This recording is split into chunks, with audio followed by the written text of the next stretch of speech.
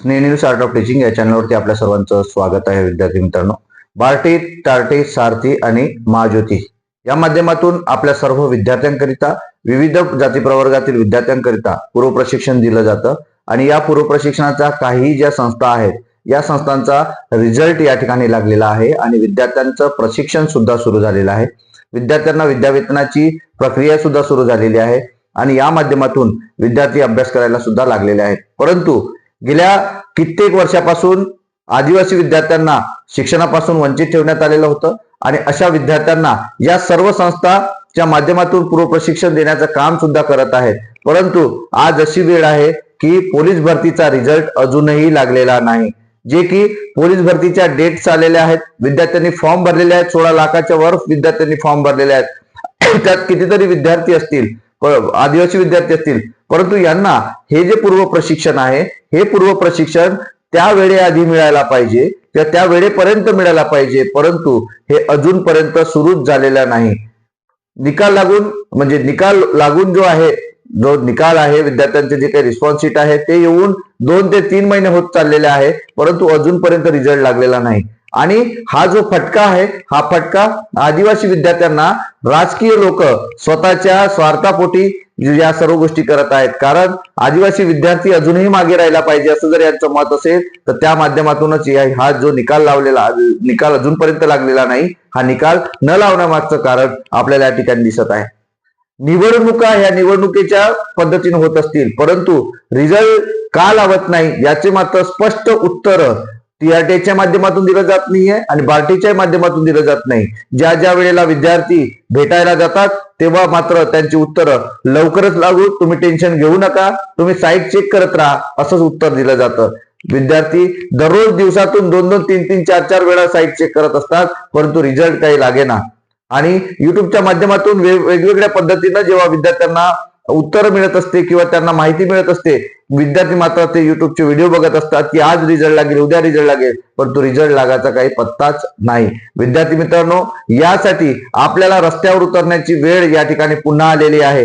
मागच्या वेळेला मी तुम्हाला सांगितलेलं आहे की पुण्यातील जे विद्यार्थी आहेत, जे आपले विद्यार्थी आहेत, आदिवासी वसतिगृहातील विद्यार्थी आहेत, मग मांजरीचं वसतिगृह असो किंवा ओबीसी म्हणजे विश्रांतवाडीला जे काही एसटी विद्यार्थी राहतात ते विद्यार्थी असतील किंवा हडपसरचे विद्यार्थी असतील, असे वेगवेगळ्या ठिकाणचे विद्यार्थी आपल्या पुण्यातील त्या ठिकाणी जाऊन भेट दिली, परंतु त्या ठिकाणी आयुक्त मॅडम त्यांना भेटायला तयार नव्हते. 10 दिवसाची वेळ मुदत मागितली तरी सुद्धा रिझल्ट या ठिकाणी लागलेला नाही. विद्यार्थी मित्रांनो, या गोष्टीला आता 1.5 महिना होऊन गेलेला आहे, परंतु रिझल्ट लागलेला नाही.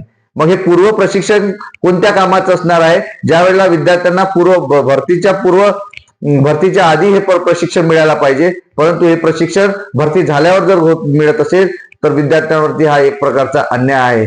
आणि निवडणुकीचा जर आपण विचार केला, आता आपले माननीय उपमुख्यमंत्री अजित पवार यांचं निधन झालं आणि यामुळे पुन्हा जिल्हा परिषदच्या काही डेट्स असतील इलेक्शनच्या त्या सुद्धा पुढे गेलेल्या आहेत. त्यामुळं ही जी निवडणूक आहे ही पुन्हा लांबेल आणि विद्यार्थ्यांना सांगू इच्छितो की आपण जर डेट पाहिली तर 15 फेब्रुवारी पर्यंत या सर्व गोष्टी निवडणुकीच्या आहेत आणि आचारसंहितेचा जर विचार केला तर पुन्हा 15 दिवस वेट अँड वॉचची भूमिका आपण ठेवायची का? तेव्हापर्यंत पोलीस भरतीची इकडे रूपरेषा पुढच्या पद्धतीने चाललेली आहे. विद्यार्थ्यांचं फिजिकल करावं लागत आहे, विद्यार्थ्यांना लेखी परीक्षा करावं लागत आहे, विद्यार्थ्यांना लायब्ररी जावं लागत आहे. हे जर पूर्व प्रशिक्षणातून विद्यार्थ्यांना लायब्ररी मिळत असते, विद्यावेतन मिळत असते, फिजिकल मिळत असते, लेखी परीक्षेची तयारी मिळत होती आणि या माध्यमातून विद्यार्थ्यांना फायदा सुद्धा झाला असता.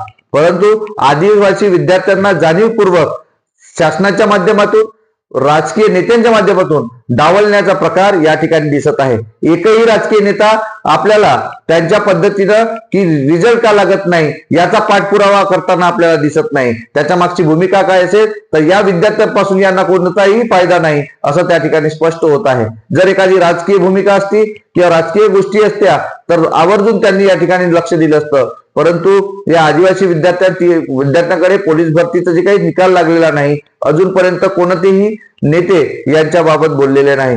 मी सर्व महाराष्ट्रातील जेवढे काही ट्रायबल्स विद्यार्थी आहेत ज्यांनी अर्ज केलेला आहे त्या सर्व विद्यार्थ्यांना सांगू इच्छितो की आपापल्या पदाधिकाऱ्यांना जे काही जिल्हा परिषद सदस्य अध्यक्ष असतील किंवा तुमचे एमएलए असतील यांना जाऊन भेटा, यांना सांगा, कारण जेव्हापर्यंत प्रेशर येणार नाही तेव्हापर्यंत रिझल्ट लागणार नाही. विद्यार्थी मित्रांनो, त्यांना आजही वाटायला लागलं की आदिवासी विद्यार्थी आजही झोपलेला आहे, त्यामुळे नाही रिझल्ट लागला तरी कोणी काही ओरडणार नाही, कोणी बोलणार नाही. परंतु आपल्याला माहिती आहे बार्टीच्या माध्यमातून बार्टीचा रिझल्ट लावलेला आहे, बार्टीच्या सर्व विद्यार्थ्यांना प्रिफरन्स दिलेला आहे, सर्व गोष्टी झालेल्या आहेत. पण आदिवासी विद्यार्थ्यांचं का लागत नाही हा सर्वात मोठा प्रश्न आहे. विद्यार्थी मित्रांनो, स्वतः जागरूक व्हा, इतरांनाही जागरूक करा आणि तुम्हाला नेमकं या रिझल्ट का पेंडिंग होत आहे याच्या मागची कारण काय असेल हे सुद्धा तुम्ही सांगा आणि कमेंट बॉक्समध्ये मेसेज करा. दुसरी गोष्ट, आपण टेलिग्रामच्या चॅनलला, व्हॉट्सअप ग्रुपला आणि जे काही चॅनल आहे व्हॉट्सअपचं चॅनल आहे त्या ग्रुपला जॉईन व्हा. काही अडचणी असल्या तर नक्की सांगा. जे काही प्रिफरन्स असणार आहे, महाराष्ट्रातील प्रिफरन्स असणार आहे, मग औरंगाबादचं प्रिफरन्स असेल, नागपूरचं असेल, पारगलचं असेल, कोणत्या संस्था चांगल्या आहेत यावरती कशी निवड आपल्याला करता येणार आहे या संदर्भातील सुद्धा मार्गदर्शन आपण आपल्या चॅनलच्या माध्यमातून देत असतो. हा व्हिडिओ नक्कीच आवडला असेल. तुम्हाला नेमकं याबद्दल काय वाटते हे सुद्धा कमेंट बॉक्समध्ये कळवा आणि अजून माझ्या चॅनलला सबस्क्राईब केलं नसेल तर सबस्क्राईब करा. धन्यवाद.